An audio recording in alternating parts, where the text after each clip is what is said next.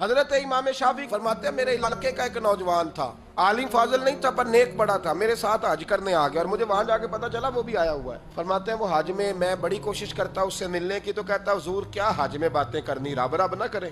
فرماتے ہیں موقع ہی نہ دیتا، جوان تھا بڑا پرہیزگار۔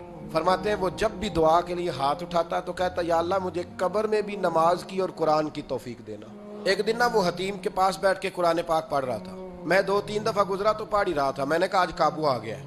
میں اس کے پیچھے بیٹھ گیا اور میرے دل میں خیال تھا کہ جتنا بھی آج پڑھے گا نا میں نے اسے 2-4 باتیں کر کے ہی جانا ہے۔ اس نے قرآن مجید سمیٹا اور میری طرف دیکھ کے کہنے لگا حضور میں بھی آپ کا انتظار کر رہا تھا۔ کہتا میں خوش ہو گیا، لیکن اس نے کمال کر دی، جیب سے چند دینار نکالے اور کہنے لگا حضور آج ظہر کی نماز کے بعد نا میرا انتقال ہو جائے گا، تو یہ نا پیسے رکھ لیں، کفن خرید کے نا تو میرا جنازہ پڑھ کے تو یہاں جنت المعلا میں دفن کر دیں۔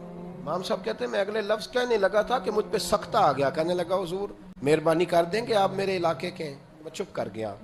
ظہر کی نماز میں نے دوبارہ اس جگہ پڑھی تو میرے ساتھ صف میں موجود تھا، فرض بھی اکٹھے پڑھے، سنتیں بھی اکٹھی پڑھی، نفل پڑھ کے جب میں نے توجہ کی تو وہ زمین پہ لیٹا ہوا تھا۔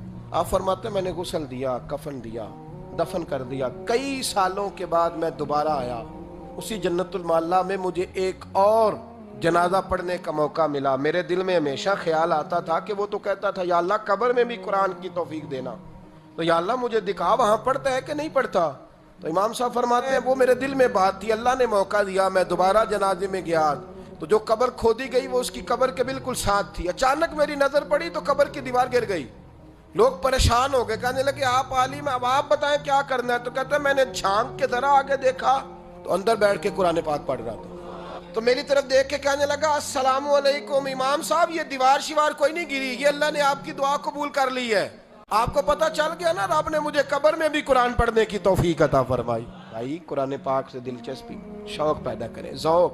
یار کچھ نہ ہو سکے تو اسے دن میں ایک دفعہ چوم کے سینے سے تو لگایا کرو، کبھی اس سے پیار تو کر کے دیکھو۔